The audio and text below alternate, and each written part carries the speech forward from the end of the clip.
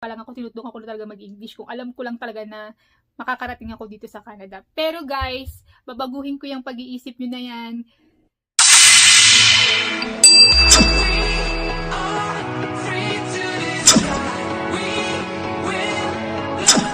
Hello guys! Welcome and welcome back to my channel. At kung bago po kayo dito, hi! My name is Jane. Kamusta po kayo? Thank you for stopping by.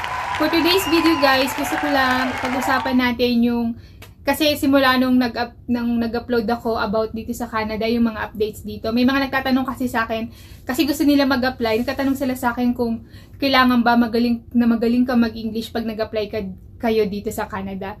Naintindihan ko kayo guys kasi nanggaling din ako dyan. Bago ako mag-apply dito sa Canada, iniisip ko rin. Gusto ko lang emphasize sa inyo, iniisip ko din yan nung bago ako mag-apply dito kung kailangan po talaga magaling ako mag-English.